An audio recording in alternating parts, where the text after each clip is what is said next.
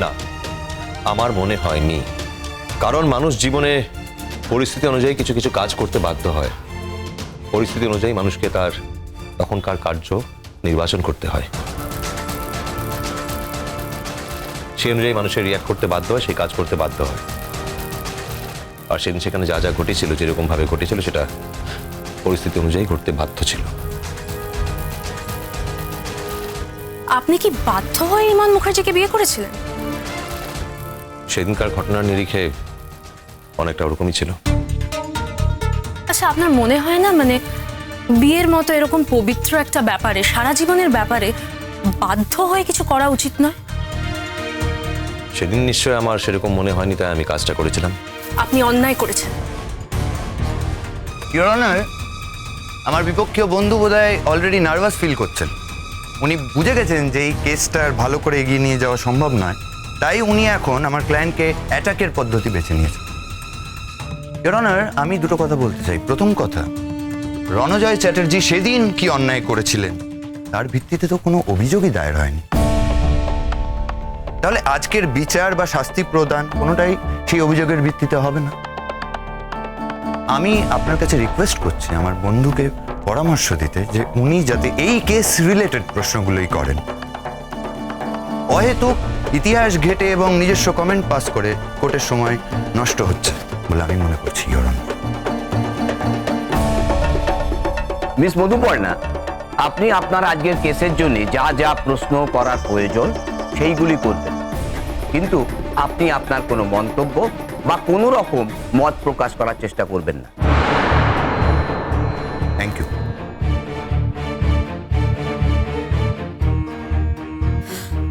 Sorry sir, আমি চেষ্টা করব। বলুন, আপনি সেদিন বিয়ে করতে কেন বাধ্য হয়েছিলেন? সেদিন আমি বিয়েটা করেছিলাম কারণ তখনকার পরিস্থিতি আমাকে বিয়েটা করতে বাধ্য করেছিল। ইমন মুখার্জি বাবা জয়ন্ত মুখার্জি আমার সঙ্গে জঙ্গলে একটা অপারেশন করতে গিয়ে মারা যান। ওখানকার একজন গুন্ডা ওনাকে শুট করে, আর উনি মারা যাওয়ার আগে আমার কাছে অনুরোধ করে যাতে ওনার অবর্তমানে আমি ইমন মুখার্জির দায়িত্ব নিই, তাকে যেন দেখি। আর একজন মৃত্যুপথযাত্রীকে দেওয়া কথা অনুযায়ী আমি ইমনকে বলি কলকাতায় এসে পড়াশোনা করার কথা। আমি তাকে এটাও বলেছিলাম যাতে সে কলকাতা আসে, আমি তার জন্য আমার দ্বারা যতটা সম্ভব সব রকম সাহায্য আমি করব। কিন্তু ইমনের গ্রামের লোকজন একজন অবিবাহিতা মেয়েকে আমার সঙ্গে এরকম ভাবে কলকাতা আসতে দিতে চায়নি, আর তারা বাধ্য করে যাতে আমি ইমনকে বিয়ে করি। ইনিশিয়ালি ইমন মুখার্জি কিন্তু এই বিয়েতে মত ছিল না, আমারও ছিল না। ইনফ্যাক্ট আমাদের বিয়ের আগের রাতে ইমন আমার বাড়িতে এসে বলেও গেছিল যাতে আমি সেখান থেকে পালিয়ে আসি, চলে আসি। তা আপনি সেই সাজেশন নিলেন না কেন? আমি ইমনের বাবা জয়ন্ত মুখার্জি মারা যাওয়ার আগে যেহেতু ওনাকে কথা দিয়েছিলাম যে ওনার অবর্তমানে আমি ইমন মুখার্জির দায়িত্ব নেব, তাকে দেখব, তাই ওরকম অবস্থায় ওই পরিস্থিতিতে ওরকম একটা অসহায় মেয়েকে ওখানে ফেলে আসাটা আমার অপরাধ হবে বলে মনে হয়েছিল। কারণ সেখানে বাকি গুন্ডারা তখন সক্রিয় ছিল। ইনফ্যাক্ট তারা এর আগে একবার ইমনকে তুলেও নিয়ে গেছিল বিয়ে করবে বলে মন্দিরে। আমি কোনো রকম ভাবে ইমনকে রেস্কিউ করেছিলাম আমার ফোর্স নিয়ে গিয়ে।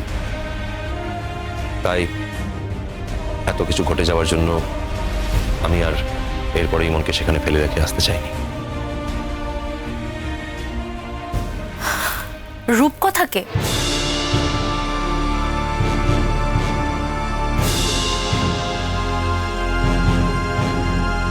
আমরা এইসব কথা নিয়ে কেন টানাটানি করছে বুঝতে পারছি। টুবলু, এই সময় এর অনেক কথা উঠে আসবে। কথা উঠুক, ভালোই তো, তার মধ্যে থেকে সত্যিটা বেরিয়ে আসবে। আমার অন্তত এতে কোনো আপত্তি নেই। রূপকথা সম্পর্কে আমার বৌদি হন। সে তো পরে, তার আগে তো রূপকথার সঙ্গে আপনার একটা সম্পর্ক ছিল। আর রূপকথার সঙ্গে আমার পরিচয় ছিল। পরিচয় না, বলুন সম্পর্ক ছিল, একটা প্রেম ঘটিত সম্পর্ক। আপনি কি সেই ঘটনার সাক্ষী ছিলেন? আপনি আমাকে উল্টে প্রশ্ন করতে পারেন না। আমি আপনাকে যা প্রশ্ন করছি তার উত্তর দিন। অবজেকশন ইওর অনার, আমার বিপক্ষীয় বন্ধু এবার সভ্যতার সীমা লঙ্ঘন করছেন।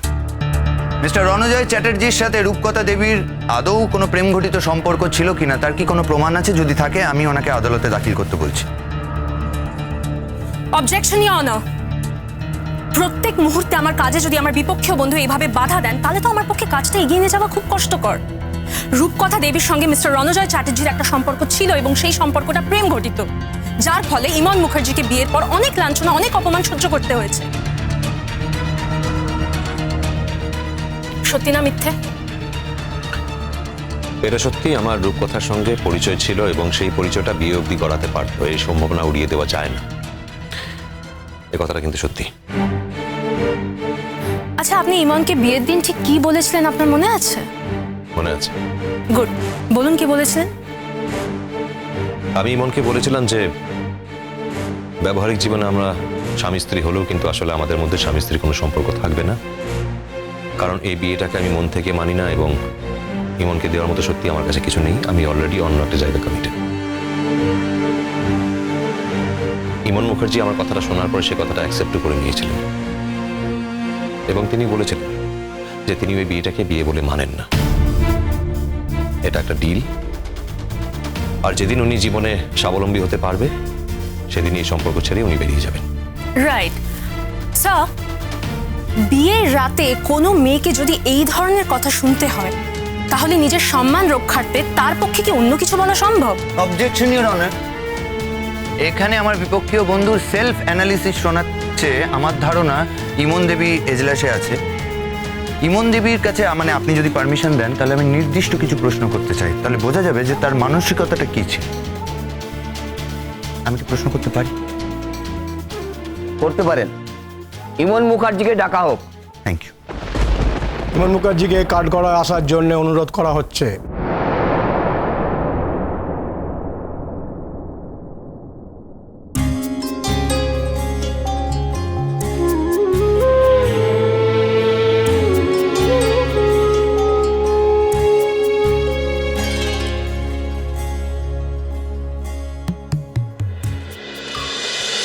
বলুন, যাহা বলিব সত্য বলিব, সত্য বই মিথ্যা বলিব না। যাহা বলিব সত্য বলিব, সত্য বই মিথ্যা বলিব না।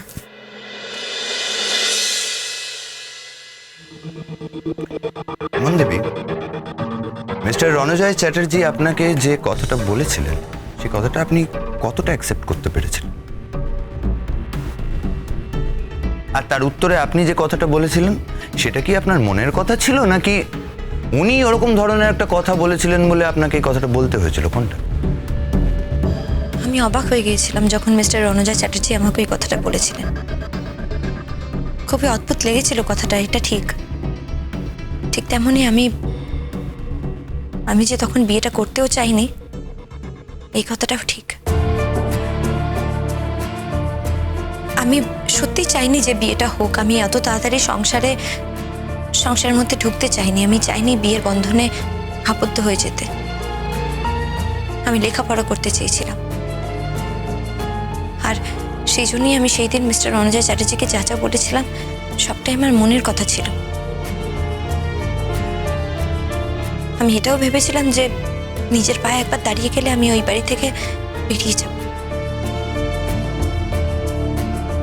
আচ্ছা, তাহলে গেলেন না কেন ইমন দেবী? কারণ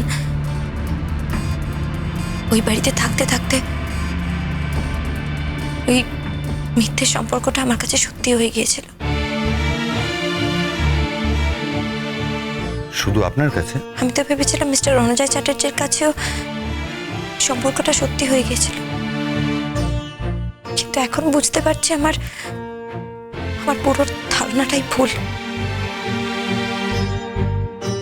ধন্যবাদ ইমন দেবী, আপনি বুঝতে পারেন।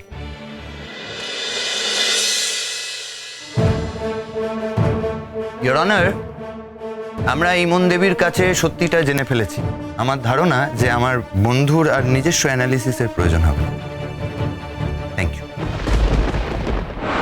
মিস্টার চ্যাটার্জি, আপনাকে আমি একটা প্রশ্ন করতে চাই। মানে এটাই বলতে চাই যে আপনি ইমন মুখার্জিকে নিজের স্ত্রীর মর্যাদা কোনোদিনও দিতে পারেননি। সেটা ইমন মুখার্জি বেটার বলতে পারবেন। হ্যাঁ, তবে কথা সত্যি যে যেদিন ইমনের সঙ্গে আমার বিয়ে হয় সেই অবস্থায় আমার মনের মধ্যে ইমন মুখার্জির মুখটা কিন্তু প্রকট হয়েছিল না। কুসুম